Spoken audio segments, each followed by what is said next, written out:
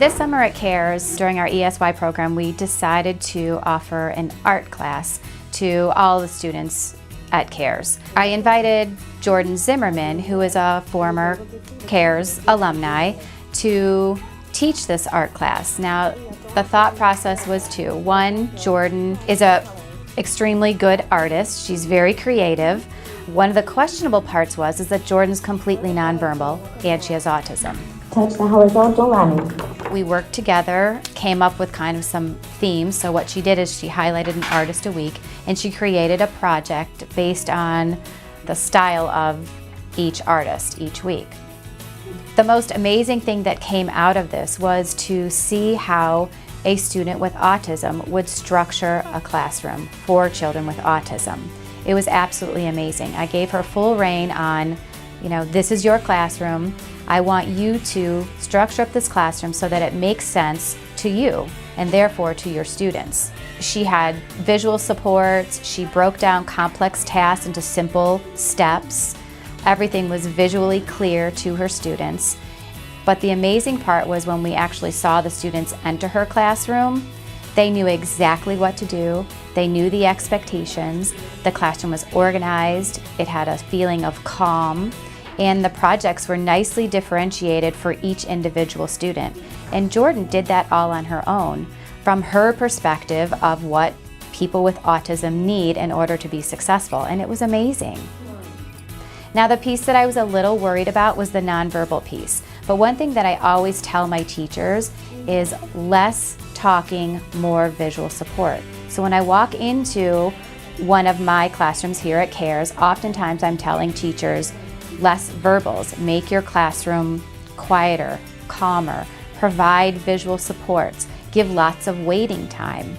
So it was amazing to see the difference when kids walked into Jordyn's classroom and Jordyn didn't say a word. She let the visuals speak for themselves. Kids did amazing. They all of a sudden got quiet. They were much calmer. Now, she did program some of her lessons on her iPad, and when she did, they were simple, short sentences, and she had lots of wait time because a lot of times she was typing. So kids automatically were drawn to give her their full attention to see what she was doing, and then they waited, and she always paired her verbal message on her iPad with a visual support so that it lasted longer. It wasn't kind of in one ear and out the other and they forgot what the topic was. So it was really amazing to see the power of structure, the power of decreasing the verbal directions. The kids did amazing. It was wonderful. One of the really nice things that Jordyn did above and beyond the art class is she saw one student that was really struggling throughout the summer. And she came to me and she said, how about if I make this student my art helper? Do you think maybe that would work? And I said, give it a try. So she came up with a whole social story. She came up with a token board system, and she encouraged the student, if you have a really good morning, you can come in the afternoons and you can be my art helper. We saw almost an immediate behavior turnaround. He was excited to have the opportunity. He felt important. He loved spending time with Jordyn as well. So yeah, we saw a definite turnaround in his behavior right away. Jordyn came to us with some extreme behaviors, extreme sensory needs, but throughout her time here, she learned how to use visuals that were presented to her. She learned how to regulate her own body.